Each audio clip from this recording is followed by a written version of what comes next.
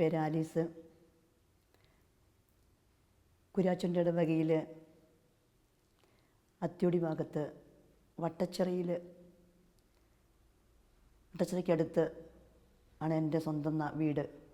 എൻ്റെ വീട്ടിൽ അപ്പനും അമ്മയും ഞങ്ങൾ 6 മക്കളാണ്.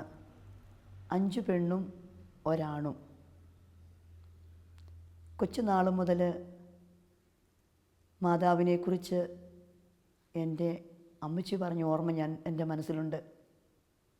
കാരണം ഞങ്ങൾ 5 പെൺകുട്ടികളായതുകൊണ്ട് എന്നും അമ്മയോട് പ്രാർത്ഥിക്കണം. ചെറിയ പ്രായം മുതൽ ഞങ്ങൾ ശനിയാഴ്ച ദിവസങ്ങളിൽ പള്ളിയിൽ പോകും നൊവേന കൂടാൻ വേണ്ടിയിട്ട്, നിത്യസഹായ മാതാവിൻ്റെ നൊവേന കൂടാൻ. കാരണം അത്ര ഭക്തിയൊന്നും ഉണ്ടായിട്ടല്ല, അമ്മയും ചാച്ചനും പറഞ്ഞു വിടുന്നതുകൊണ്ട് പോകുന്നതായിരുന്നു. ആ കാലഘട്ടങ്ങളെല്ലാം കഴിഞ്ഞ് ഞാൻ വലുതായി, എൻ്റെ വിവാഹമൊക്കെ കഴിഞ്ഞു. പതിയിലാണ് എൻ്റെ സ്വന്തം വീട്. എൻ്റെ വീട്ടിൽ ചാച്ചനും അമ്മയും സഹോദരങ്ങളും അടങ്ങിയ കുടുംബമായിരുന്നു. ആ വീട്ടിലൊരു പ്രത്യേകത ഞാൻ കണ്ടത്, എൻ്റെ വീട്ടിലേക്കാളും വ്യത്യസ്തമായ ഒരു അവസ്ഥയുണ്ട്. കാരണം അവിടെ കൃത്യം 7 മണിക്ക് കൊന്ത ചെല്ലണം. അത് ഞങ്ങളുടെ ചാച്ചായിക്ക് നിർബന്ധമുള്ള കാര്യമാണ്. ആരെന്ത് അവിടെ പ്രശ്നം ഉണ്ടെങ്കിലും, എന്ത് പ്രതിസന്ധി ഉണ്ടെങ്കിലും 7 മണിക്ക് ചാച്ചൻ കൊന്ത ചെല്ലാൻ വേണ്ടി ഇരിക്കും. അതുകൊണ്ട് ഞങ്ങളും പോയിരിക്കും. പക്ഷേ അവിടെ നിർബന്ധം ഒരു കാര്യമുണ്ട്. അതിൻ്റെ ഇടയ്ക്ക് ജപമാല ചെല്ലുമ്പോൾ ഞങ്ങൾ മുട്ടിന്മേൽ നിൽക്കണം. മുട്ടൊക്കെ മടുത്തിട്ടായാലും മുട്ട നിൽക്കുമായിരുന്നു. പക്ഷെ അങ്ങനെ ആ കാലഘട്ടമെല്ലാം കഴിഞ്ഞു. എനിക്ക് 2 മക്കളാണുള്ളത്. എൻ്റെ 2 മക്കളും പഠിച്ചുകൊണ്ടിരിക്കുന്ന കാലഘട്ടങ്ങൾ. 2 പേരും വലിയ തെറ്റില്ലാതെ പഠിക്കുന്ന കുട്ടികളായിരുന്നു. പക്ഷേ 10ാം ക്ലാസ്സിലെ പരീക്ഷ എഴുതിയപ്പോൾ എൻ്റെ മൂത്ത മോള് ആദ്യത്തെ എക്സാം കഴിഞ്ഞു വീട്ടിൽ വന്നപ്പോൾ ഞാൻ ഓർക്കുകയാണ്, അവൾ കരഞ്ഞുകൊണ്ട് കയറി വരുന്നു. എന്താ സംഭവം?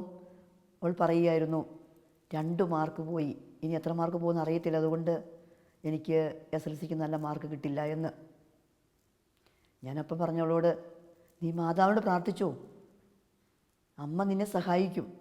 അത്ഭുതകരമായിട്ട് റിസൾട്ട് വന്നപ്പോൾ ആ മകൾക്ക് 48 മാർക്ക് ആ വിഷയത്തിന് കിട്ടി 50-ൽ. അങ്ങനെ കഴിഞ്ഞ് അവൾ നേഴ്സിങ്ങിന് പോയ കാലഘട്ടങ്ങളിലും എപ്പോഴും മക്കളോട് പറയുന്നൊരു കാര്യമാണ്, എത്ര ബുദ്ധിമുട്ടോ പ്രയാസമോ വരുമ്പോഴും അമ്മയെ കൂട്ടി വിളിച്ചോണം. അമ്മ നമുക്ക് താങ്ങും തണലുമായി അമ്മ കൂടെയുണ്ട്. നേഴ്സിംഗ് കഴിഞ്ഞ് അവൾ IELTS എക്സാമിന് വേണ്ടി പഠിച്ചുകൊണ്ടിരിക്കുന്ന കാലഘട്ടങ്ങളിൽ അവൾ പറയും, മമ്മി എനിക്ക് കിട്ടത്തില്ല എന്നൊക്കെ പറയുമ്പോഴും ഞങ്ങൾ പറയുന്നൊരു കാര്യമാണ്, നീ നിർബന്ധപൂർവം മാതാവിനോട് പ്രാർത്ഥിച്ചു, ഞങ്ങളും പ്രാർത്ഥിക്കാം. മക്കളെ പഠിപ്പിക്കാൻ വിട്ടതിന് ശേഷം ഞങ്ങൾ 2 പേരും, ടോമിച്ചേട്ടനും ഞാനും, എല്ലാ ദിവസവും ജപമാല മുട്ടിന്മേൽ നിന്ന് ചെല്ലും. മുടക്കമില്ലാതെ ചെല്ലിയ നിമിഷങ്ങൾ ഞാൻ ഓർക്കുകയാണ്. അങ്ങനെയുള്ള കാലഘട്ടങ്ങളിലാണ് മോൾ IELTS ഒക്കെ പാസ്സായി നല്ല സ്കോർ കിട്ടി. അവൾ അങ്ങനെ രക്ഷപ്പെട്ടു. പക്ഷെ ചെറിയ മോള് SLC കഴിഞ്ഞു നേഴ്സിങ്ങിന് പോയി. ആ കാലഘട്ടങ്ങളിൽ അവൾക്ക് ഭയങ്കരമായ വിഷമമായിരുന്നു. ഒരിക്കലും തോക്കാത്ത കൊച്ച് നേഴ്സിങ്ങിന് ഫസ്റ്റ് ഇയറിൽ ഒരു വിഷയത്തിന് തോറ്റുപോയി. അവളോട് ഞങ്ങൾ പറഞ്ഞു, നീ വീണ്ടും ആ വിഷയം തോറ്റ വിഷയത്തിന് റീവാലുവേഷന് കൊടുക്കാൻ പറഞ്ഞതനുസരിച്ച് കൊച്ചു കൊടുത്തു. പക്ഷെ ഞങ്ങളിവിടുന്ന് അമ്മ നടത്തിയ അതേ അത്ഭുതം, അമ്മ കാനായിൽ നടത്തിയ അതേ അത്ഭുതം എൻ്റെ മകളുടെ ജീവിതത്തിൽ നടത്തണമേ എന്ന് വിളിച്ചപേക്ഷിച്ചപ്പോൾ റിസൾട്ട് വന്നപ്പോൾ മോൾക്ക് നല്ല മാർക്ക് കിട്ടി. അതിനുശേഷം അവളും IELTSന് പോയി. IELTSന് പോകാൻ കാരണം ഞങ്ങളുടെ എൽഡർ പറഞ്ഞു വിട്ടതായിരുന്നു, IELTS പഠിക്ക് പുറത്തു പോകാൻ പറ്റുമെന്ന്. പൂർണ്ണമായി ഞങ്ങൾ വിശ്വസിച്ചു. ആ മകൾ IELTS എക്സാം എഴുതി. ആദ്യത്തെ പ്രാവശ്യം പാസ്സായില്ല. വീണ്ടും 2ാം പ്രാവശ്യം വീണ്ടും എഴുതി. അപ്പോഴും രക്ഷപ്പെട്ടില്ല. 3ാമത് എഴുതാൻ പറഞ്ഞപ്പോൾ അവൾ തന്നെ പറഞ്ഞു, മമ്മി ഇനി ഞാൻ എഴുതുന്നില്ല, എഴുതിയാൽ ജയിക്കുമോ? പറഞ്ഞു, നീ വിശ്വസിക്ക്, അമ്മ നിന്നെ സഹായിക്കും. എൻ്റെ കൊച്ച് 3ാം പ്രാവശ്യം പരീക്ഷ എഴുതി. പത്തനംതിട്ടയിലാണ് അവൾ പഠിച്ചത്. തിരുവനന്തപുരത്ത് പരീക്ഷ എഴുതി. ഞാൻ ഓർക്കുന്നു, ആ പരീക്ഷ എഴുതിയ നിമിഷങ്ങൾ മുഴുവൻ സമയവും ഞാനും ടോമിച്ചേട്ടനും കൂടെ തിരുവനന്തപുരത്തുള്ള പള്ളിയിൽ മുട്ടിമേൽ നിന്ന് ജപമാല ചൊല്ലുകയായിരുന്നു. കൈ വിരിച്ചു പിടിച്ചിട്ടാണ് ടോമിച്ചേട്ടൻ മുട്ടിമേൽ നിന്ന് ജപമാല ചൊല്ലിയത്. അമ്മ സഹായിക്കണം. 2 പ്രാവശ്യവും തോറ്റുപോയി. 3-ാം പ്രാവശ്യം കൂടെ തോറ്റാൽ മോള് മാനസികമായിട്ട് വിഷമിച്ചു പോകും. അമ്മ അത്ഭുതകരമായിട്ട് അമ്മ ഇടപെട്ട് കാനായിലെ വിവാഹ ദിവസം തീർന്നു പോയ വീഞ്ഞോട് പ്രവർത്തിച്ചതുപോലെ എൻ്റെ കുഞ്ഞിൻ്റെ ജീവിതത്തിൽ അമ്മ ഇടപെട്ട് അത്ഭുതകരമായിട്ട് അവിടെ രക്ഷിച്ച് അനുഭവം ഞാൻ ഓർക്കുകയായിരുന്നു. ഇങ്ങനെയെല്ലാം മക്കളെല്ലാം പഠിക്കാനെല്ലാം പോയി. അതിനുശേഷം ഞങ്ങൾക്കൊരു വീടില്ലായിരുന്നു. ചെറിയൊരു കൊച്ചു വീടായിരുന്നു. പല പ്രാവശ്യങ്ങളിലായി ഞങ്ങളെന്നും വീടിന് വേണ്ടി ഒത്തിരി പ്രാർത്ഥിക്കുമായിരുന്നു. പക്ഷേ അത്ഭുതകരമായിട്ട് അമ്മയുടെ മധ്യസ്ഥ അപേക്ഷിച്ച് പ്രാർത്ഥിച്ച് ഞങ്ങൾ ജപമാല ചൊല്ലിയപ്പോൾ അമ്മ ഇടപെട്ട് ഞങ്ങൾക്ക് നല്ലൊരു ഭവനം തന്നു. 9 മാസം കൊണ്ട് ഞങ്ങൾ ഈ ഭവനം പണിതു. ഞങ്ങൾക്ക് വെള്ളത്തിന് വലിയ പ്രശ്നമാണ്, പ്രതിസന്ധിയാണ്. ഞങ്ങളുടെ 10-15 വീട്ടുകാർക്ക് ഉള്ള ഏക ആശ്രയം ഞങ്ങളുടെ വീടിൻ്റെ താഴെയുള്ളൊരു കിണറാണ്. ആ കിണറ്റിൽ ഏപ്രിൽ മാസം മെയ് ആകുമ്പോഴത്തേക്കും വെള്ളം പറ്റും. പിന്നെ എന്തു ചെയ്യും? അമ്മയോട് നിരന്തരം പ്രാർത്ഥിച്ചു. അമ്മ അത്ഭുതകരമായിട്ട് ഞങ്ങൾക്ക് കുഴക്കിണർ കുത്തുവാനും ഇഷ്ടം പോലെ വെള്ളം തന്ന് ഞങ്ങളെ അമ്മ സഹായിച്ചു. അമ്മയുടെ ഞങ്ങളെ സഹായിച്ച അനുഭവങ്ങൾ എത്ര പറഞ്ഞാലും വാക്കുകൾ പോരാ. അമ്മ ഉണ്ണിയെയും കൂട്ടി ഞങ്ങളുടെ കുടുംബജീവിതത്തിൽ, വ്യക്തിപരമായ ജീവിതത്തിൽ ഒത്തിരി അനുഗ്രഹങ്ങൾ ചൊരിഞ്ഞു തന്നിട്ടുണ്ട്. ഞാൻ NRCയിൽ കൗൺസിലിംഗ് ചെയ്യുന്നൊരു വ്യക്തിയാണ്. പക്ഷേ കൗൺസിലിംഗ് ചെയ്യുന്ന കാലഘട്ടങ്ങളിലേക്ക് തിരിഞ്ഞു നോക്കുമ്പോൾ കൗൺസിലിംഗ് കോഴ്സിൻ്റെ സമയത്ത് അത്ഭുതകരമായിട്ട് എൻ്റെ അമ്മ ഇടപെട്ടു. കാരണം അവസാന ദിവസം വരെ എനിക്ക് ഒരു വരവും ഇല്ലാത്തൊരു വ്യക്തിയായിരുന്നു. ഞാൻ വർക്കിച്ചിൻ്റെ വീടിൻ്റെ താഴെയുള്ള ആ ഒരു ഓട്ടോയിലെ മാതാവിൻ്റെ മുമ്പിൽ പോയി അമ്മയോട് പറഞ്ഞു, അമ്മ എന്നെ സഹായിക്കണം, പരീക്ഷയ്ക്ക് ചങ്കുപിടയാതെ വിറയ്ക്കാതെ പരീക്ഷ പാസ്സാകാൻ അമ്മ എന്നെ സഹായിക്കണമേ എന്ന്.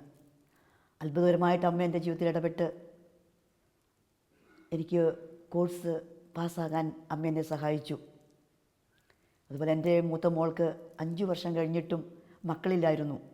മക്കളില്ലാത്ത വേദന ഞാൻ ഒത്തിരി മക്കളിലൂടെ കണ്ടിട്ടുണ്ട്. ഞാൻ എൻ്റെ കുഞ്ഞിന് വേണ്ടി ഒത്തിരി അമ്മയോട് പ്രാർത്ഥിച്ചു. വേളാങ്കണ്ണി മാതാവിൻ്റെ മുമ്പിൽ പോയി ഞാൻ പ്രാർത്ഥിച്ചു. അമ്മയോട് പറഞ്ഞു, എൻ്റെ അമ്മേ, എൻ്റെ മോൾക്കൊരു കുഞ്ഞുണ്ടായാൽ അമ്മയുടെ അടുത്ത് കൊണ്ടുവരും, അടിമ വെക്കുമെന്ന് ഞാൻ പറഞ്ഞ് പ്രാർത്ഥിച്ച് ഒരു തൊട്ടി കെട്ടി പോന്നു. അത്ഭുതകരമായിട്ട് എൻ്റെ അമ്മ ഇടപെട്ട് എൻ്റെ കുഞ്ഞിന് 5 വർഷം കഴിഞ്ഞപ്പോൾ ഒരു മോനെ നൽകി. അമ്മ എൻ്റെ കുടുംബജീവിതത്തെ, എൻ്റെ വ്യക്തിപരമായ ജീവിതത്തെ അമ്മ ഇടപെട്ട് അത്ഭുതം പ്രവർത്തിച്ച നിമിഷങ്ങൾ നന്ദിയോടെ ഓർക്കുന്നു. എൻ്റെ ജീവിതത്തിൽ വിഞ്ഞു തീർന്നു പോകുമ്പോൾ വേദനയുള്ള കടന്നു പോകുന്ന നിമിഷങ്ങളിൽ അമ്മ എന്നെ കൈപിടിച്ച് നടത്തിയ നിമിഷങ്ങളാണ്. എൻ്റെ അമ്മ ഒരിക്കലും എന്നിൽ നിന്ന് അകന്നു പോയിട്ടില്ല. ഞാൻ അകന്നു പോകുമ്പോഴും അമ്മ എന്നെ ചേർത്ത് പിടിച്ചു. അമ്മയുടെ നിലക്കാപ്പയ്ക്കുള്ളിൽ എന്നെ പൊതിഞ്ഞു.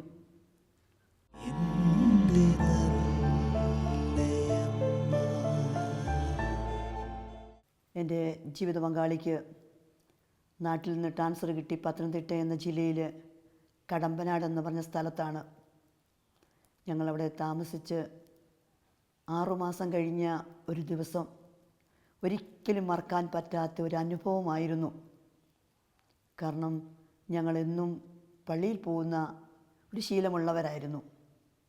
എനിക്കല്പം മടിയുണ്ടെങ്കിലും ടോമിച്ചേട്ടൻ എന്നും പള്ളിയിൽ പോകും. അത് കണ്ട് ഞാനും പോകുമായിരുന്നു.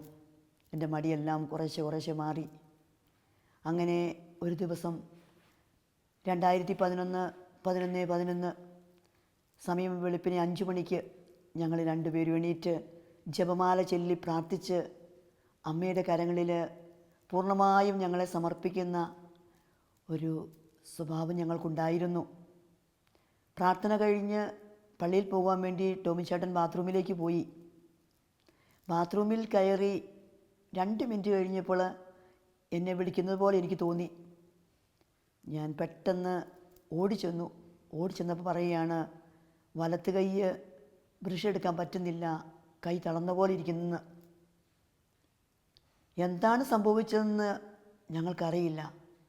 പേടിച്ചു വിറച്ചു. എൻ്റെ അമ്മ ഓടി വരണമേ എന്ന് ഞാൻ പറഞ്ഞത് ഓർക്കുന്നുണ്ട്. പക്ഷെ ഒരു വിധത്തിൽ ഇടത്ത് കൈ കൊണ്ട് പല്ല് തേച്ച് പതുക്കെ ഞങ്ങൾ റൂമിലേക്ക് പോയി. റൂമിലേക്ക് കയറുന്ന ആ സ്റ്റെപ്പിൻ്റെ അവിടെ വന്നപ്പോൾ വലത്ത് കാലിനും തളർച്ചയാണെന്ന് പറഞ്ഞ് ഒരു വിധത്തിൽ ഞാൻ കട്ടിലെ കൊണ്ട് ഇരുത്തി പാൻറ്റും ഷർട്ടും മാറ്റി ഞാൻ പുതിയതായിട്ട് വേറൊരു ഷർട്ടും പാൻറ്റും എടുത്തിട്ട് അത് എനിക്ക് ഓർക്കുന്നുണ്ട്. പിന്നെ എണീറ്റ് നിൽക്കാൻ നോക്കുമ്പോൾ നിൽക്കാൻ പറ്റുന്നില്ല.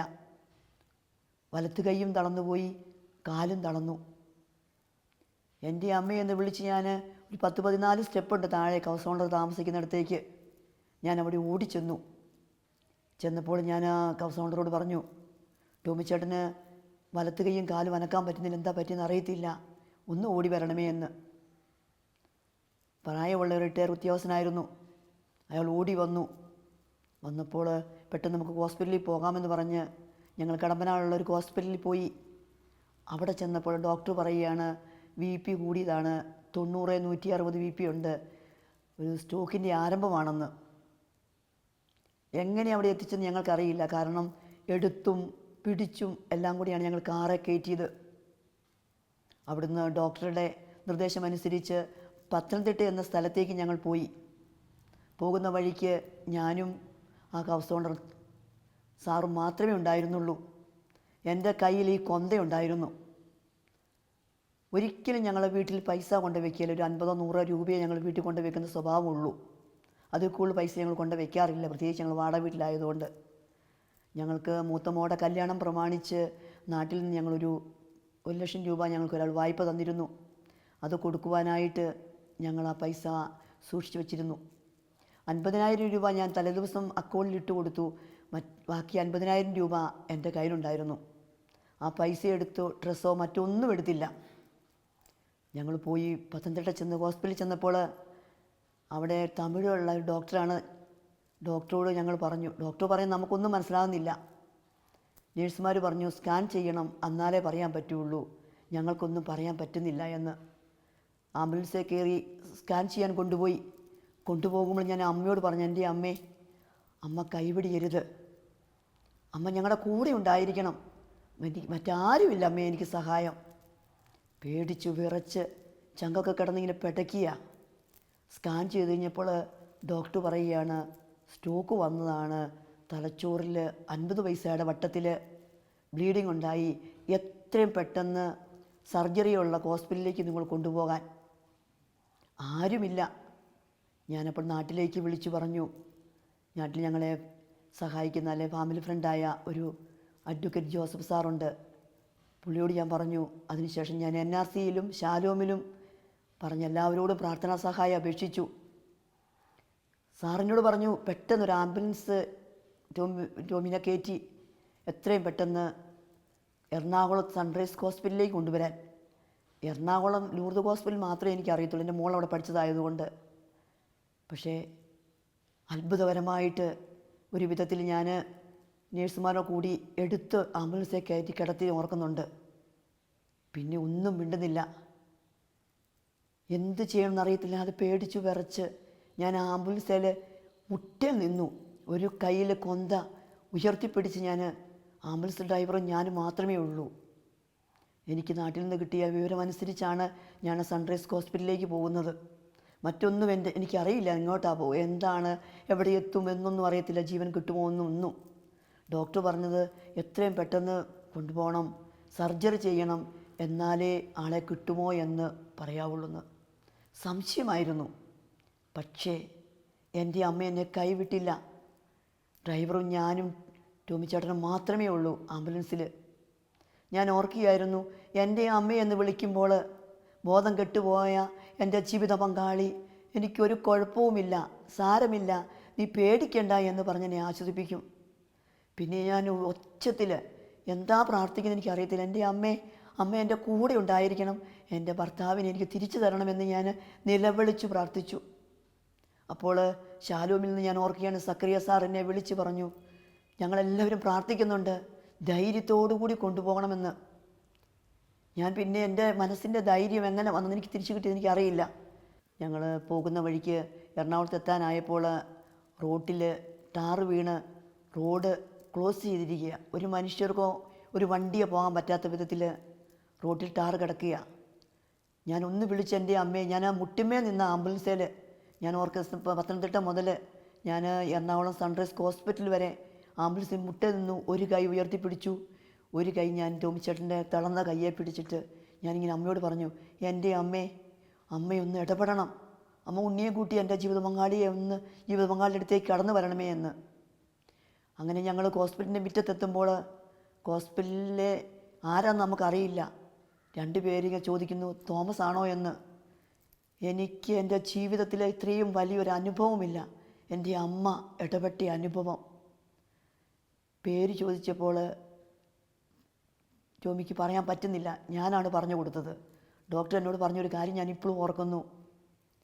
എത്രയും പെട്ടെന്ന് സർജറിക്ക് ഞങ്ങൾ കൊണ്ടുപോവുകയാണ്, നമുക്കൊന്നും പറയത്തില്ല, ഞങ്ങൾ നോക്കട്ടെ എന്ന്. കൊണ്ടുപോയത് ICUയിലേക്കാണ്.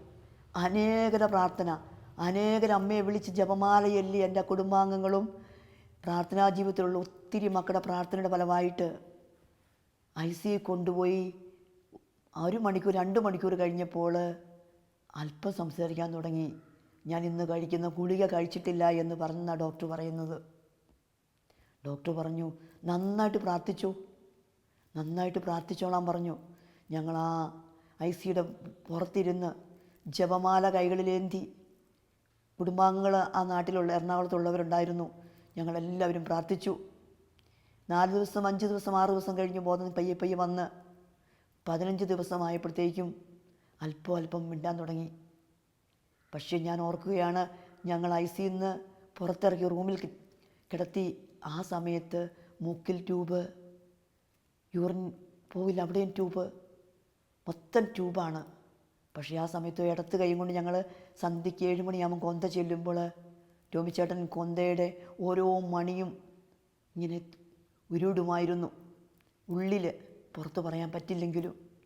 പക്ഷേ അത്ഭുതകരമായിട്ട് 10 ദിവസം കഴിഞ്ഞപ്പോഴത്തേക്കും സൺറൈസിൽ നിന്ന് ഞങ്ങൾ ഫിസിയോതെറാപ്പി ചെയ്യുവാനായിട്ട് കോഴിക്കോട് വിംസ് ഹോസ്പിറ്റലിലേക്ക് പോയി.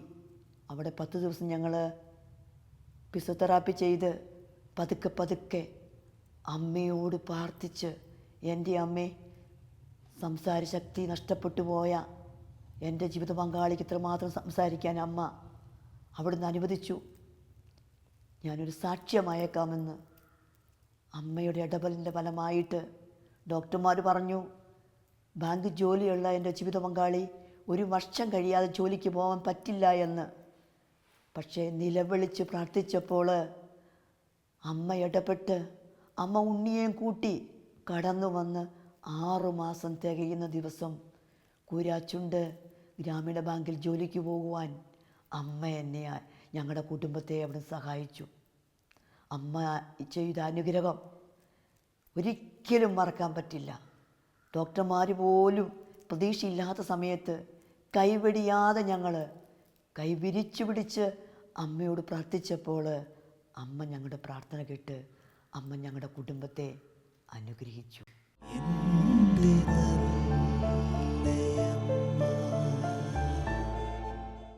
1994 നവംബർ മാസം 25-ാം തീയതി കൂത്തുപറമ്പിൽ പോലീസ് വെടിവെപ്പിൽ 5 രാഷ്ട്രീയ പ്രവർത്തകർ മരിച്ച ആ ദിനം കേരളത്തിൽ ആർക്കും മറക്കാൻ പറ്റാത്ത ഒരു ദിവസമാണ്. പക്ഷേ ഞങ്ങളുടെ ജീവിതത്തിലും ഒരിക്കലും മറക്കാൻ പറ്റാത്ത ഒരു അനുഭവമാണ് നവംബർ 26-ാം തീയതി എൻ്റെ അനിയത്തിയുടെ വിവാഹമാണ്. കൂത്തുപറമ്പിലുള്ള നിർമ്മലഗിരി പള്ളിയിൽ വച്ചാണ് വിവാഹം നടക്കേണ്ടത്. 26-ാം തീയതി രാവിലെ അറിയാനിടയായി അന്ന് ബന്ധാണ്, ഒരു വിധത്തിലും കൂത്തുപറമ്പിലേക്ക് പോകാൻ പറ്റുകയില്ല. ഞങ്ങൾ പ്രാർത്ഥിച്ചു, എൻ്റെ അമ്മ എന്തു ചെയ്യും? അങ്ങനെ ഞങ്ങൾ പ്രാർത്ഥനാനുഭവത്തിലായിരുന്നതുകൊണ്ട് ഞങ്ങളുടെ എൽഡറായ തോമസ് പാറയുടെ വീട്ടിൽ ചെന്ന് ഞങ്ങൾ ചോദിച്ചു,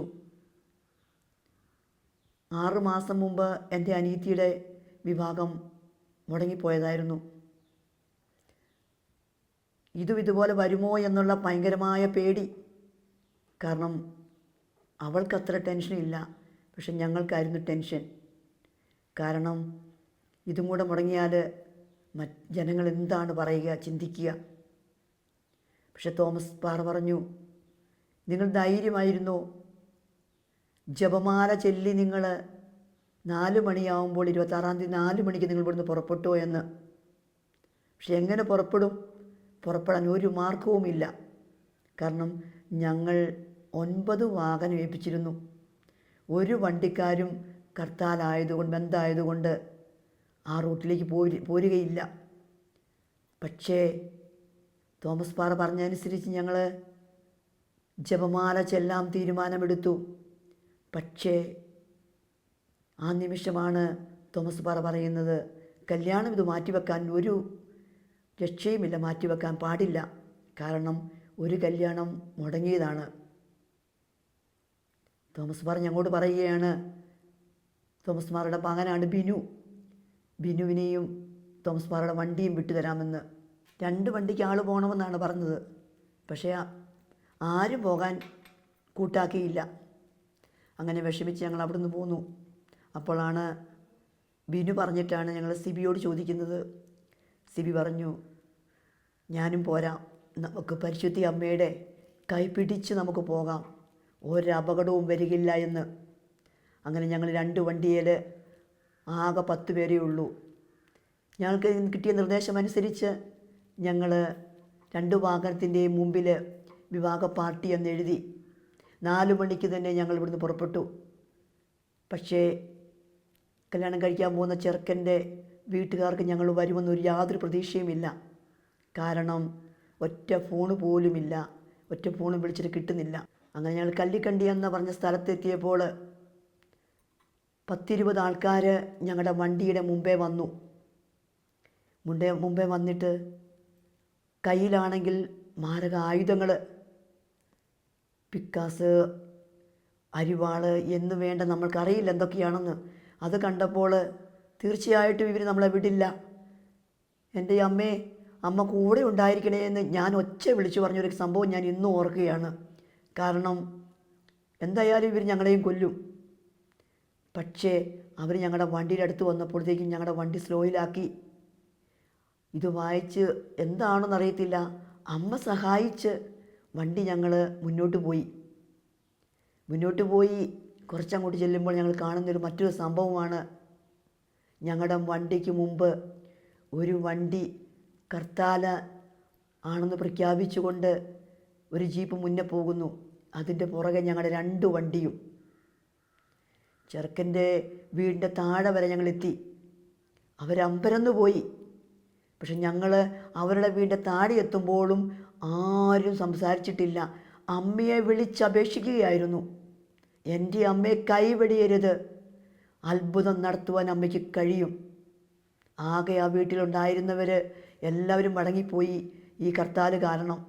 പക്ഷേ 3 പേരെ ഞങ്ങൾ ചെറുക്കനെയും മറ്റ് 2 പേരെയും ഞങ്ങളുടെ വണ്ടിയിൽ കൂട്ടി ഞങ്ങൾ നിർമ്മലഗിരി പള്ളിയിൽ ചെന്നപ്പോൾ അച്ഛൻ ചോദിക്കുകയാണ്, ഇതെങ്ങനെ സംഭവിച്ചു എന്ന്.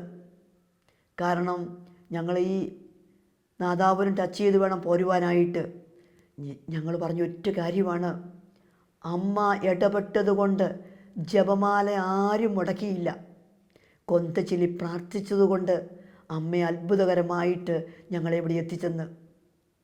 ഞങ്ങളുടെ വ്യക്തിപരമായ ജീവിതത്തിൽ അമ്മ ഇടപെട്ട് വിവാഹം മനോഹരമായി നടത്തി തിരിച്ച് യാതൊരു ബുദ്ധിമുട്ടുമില്ലാതെ പോയതുപോലെ വിവാഹത്തിൻ്റെതായ യാതൊരു സന്തോഷവും ഞങ്ങൾക്കില്ലായിരുന്നു. പക്ഷെ ഞങ്ങൾ ജപമാല ചൊല്ലി അമ്മയെ വിളിച്ച് പ്രാർത്ഥിച്ച് ഞങ്ങൾ തിരിച്ച് ഞങ്ങളുടെ നാട്ടിലെത്തി.